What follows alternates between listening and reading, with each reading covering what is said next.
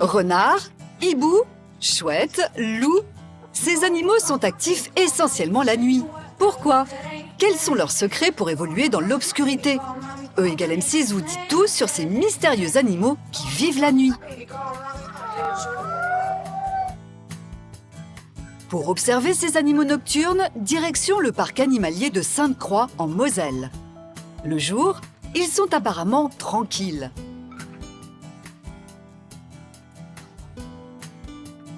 Mais regardez, nous les avons aussi filmés de nuit. Et là, tout ce petit monde s'agite. Explication d'Alexandra Cruche, biologiste.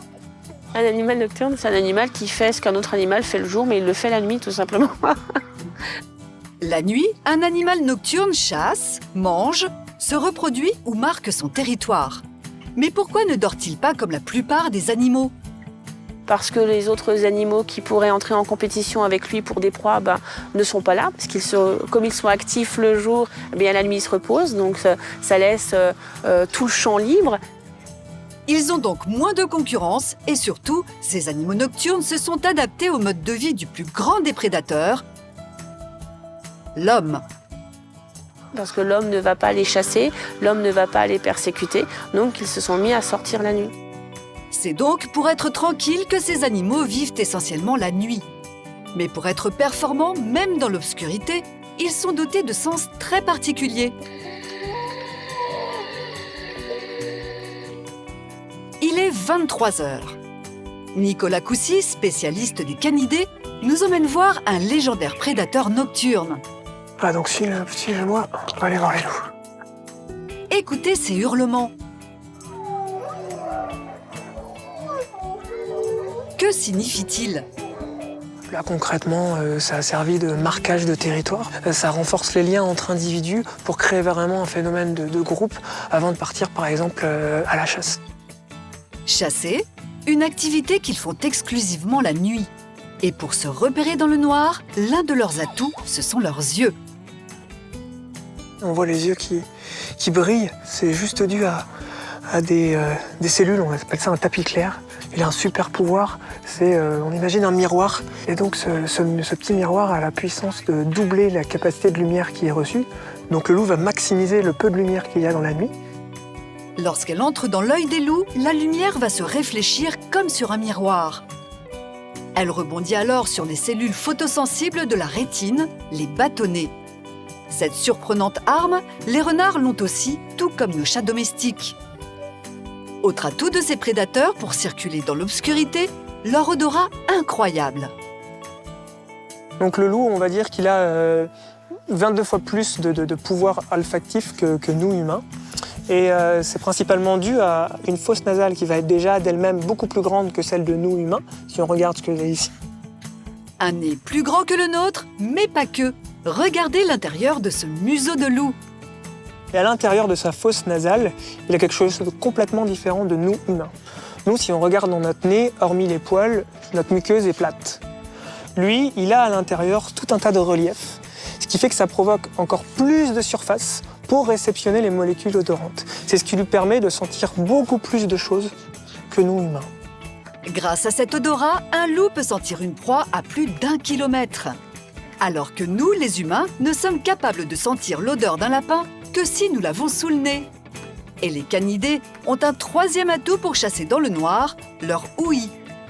Le loup et le renard vont avoir une ouïe qui va être développée grâce à la capacité à pouvoir tourner les oreilles, à pouvoir pivoter, à pouvoir entendre à deux endroits différents, ce qui, nous, va pas être notre cas puisqu'on a des oreilles qui vont être fixes.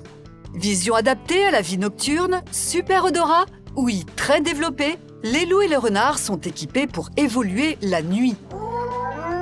Et pourtant, le jour, ils ne font pas que dormir.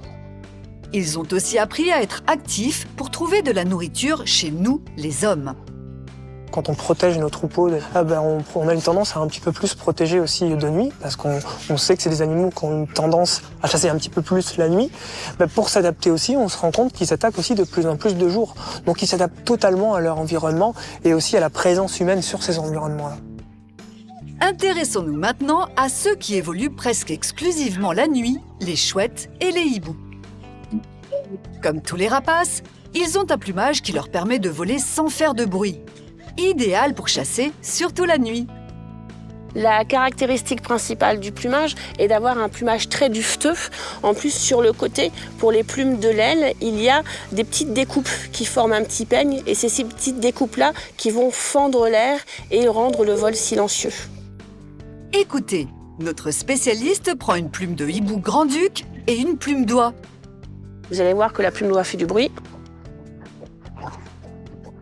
La plume de grand-duc, le bruit est bien plus atténué. Ça va permettre de chasser sans être entendu. Elles vont pouvoir arriver et surprendre la proie. Regardez maintenant toutes ces têtes d'oiseaux. Vous ne remarquez rien? Eh oui, nos rapaces nocturnes sont les seuls à avoir les yeux de face. Mais à quoi cela leur sert-il? À un moment donné, le champ de vision se croise. Ça va permettre aux rapaces nocturnes de bien capter la proie et de la grossir, la proie, et de bien la distinguer. Ainsi, les chouettes et les hiboux ont une très bonne perception du relief et ils évaluent parfaitement les distances. Leur rétine, elle aussi, est adaptée à la nuit. Rappelez-vous, les cellules qui captent la lumière s'appellent les bâtonnets. Les rapaces nocturnes en ont beaucoup plus que les rapaces diurnes, ce qui leur permet de voir une proie même lorsque la lumière est quasi inexistante. Grâce à cette très bonne vue, les rapaces nocturnes sont capables de distinguer un petit rongeur à 300 mètres. Imaginez, 300 mètres, c'est la longueur de 3 terrains de football mis bout à bout. Et comme les canidés, ces rapaces sont équipés d'une excellente ouïe. Voilà pourquoi la nuit, ils deviennent de super chasseurs. Mais depuis quelques années, le mode de vie de ces animaux nocturnes est perturbé par une nuisance causée par l'homme, la pollution lumineuse. Thomas Le Tallec, spécialiste des rythmes biologiques, nous en dit plus. En France, l'ensemble du territoire est impacté par une pollution associée à la lumière artificielle. Cette pollution, on l'appelle la pollution lumineuse. Conséquence, ces animaux habitués à l'obscurité sont déboussolés par la transformation de leur territoire. Si on vient modifier l'illumination naturelle de ces environnements-là, ça peut entraîner des conséquences néfastes, tout simplement pour leur vie de tous les jours, à savoir se déplacer, se nourrir, mais également peut-être des impacts négatifs sur la reproduction. Vous l'avez compris, la nuit permet aux animaux nocturnes de subvenir à leurs besoins vitaux en toute tranquillité grâce à des sens adaptés. Mais leur incroyable instinct de survie nous prouve qu'ils sont aussi capables de nous surprendre en plein jour.